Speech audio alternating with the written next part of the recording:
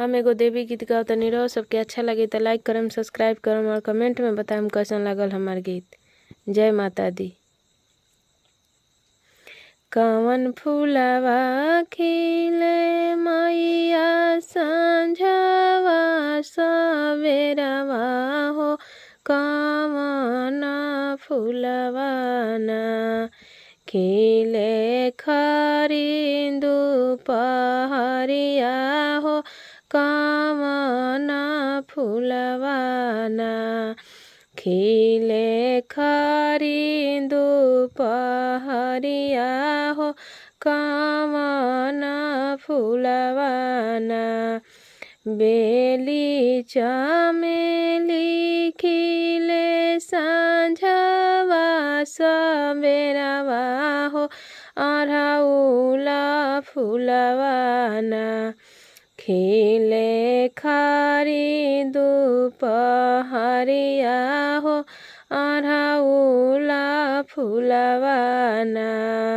खिले खरिंदु पहरिया हो, अरहुला फूलवा ना कवन मैया गोर बारी, कवन मैया करिया हो, कवन मैया ना बारी आंगिया के पातर हो, कवन मैया ना दुर्गा मैया गोर बारी, काली मैया करिया हो, शीतला मैया ना बारी आंगिया के पातर हो, शीतला मैया ना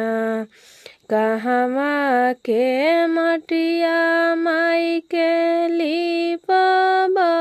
लिपबयांगनवा हो, कहाँ के पनिया ना मैया मोरी करेली आसनवा हो, कहाँ के पनिया ना मैया मोरी करेली आसनवा हो, कहाँ के पनिया ना गंगा के मटिया मालिन आंगना लिपाव हो, सरजुग के पनिया ना मैया मोरी करेली आसनवा हो, सरजुग के पनिया ना मैया मोरी करेली आसनवा हो, सरजुग के पनिया ना गलिया के गलिया घूमेली दुर्गा मैया हो,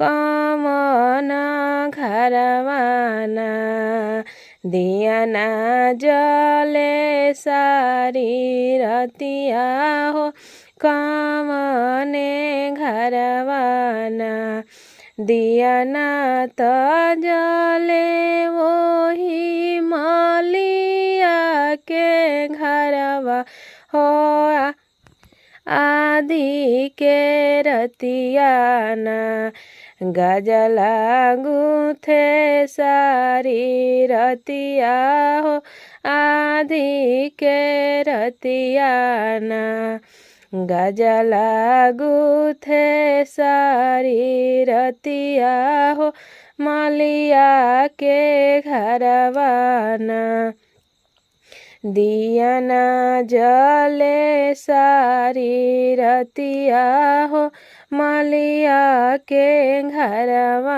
ना दियाना जले सारी रतिया हो, मलिया के घरवा ना कहवा पे बारे शीतला मैया के चौकिया हो, कहवा पे बारे ना काली मैया के मंदिलवा हो कहवा पे बारे ना। जौनपुर में बारे शीतला मैया के चौकिया हो कलकत्ता बारे ना। काली मैया के मंदिलवा हो कलकत्ता बारे ना। काली मैया के मंदिलवा हो कलकत्ता बारे ना।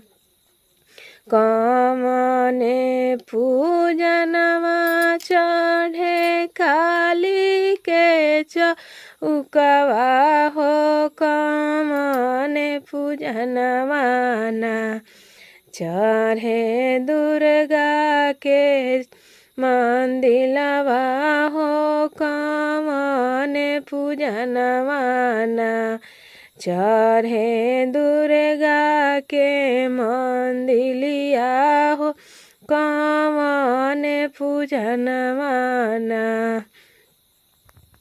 धार दहेरिया काली मैया के मंदिलवा हो गैया के घिउआ ना।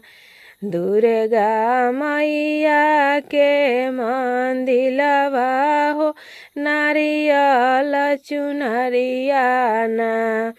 दुर्गा मैया के मंदिलवा हो नारियल चुनरिया ना। दुर्गा मैया के मंदिलिया हो नारियल चुनरिया।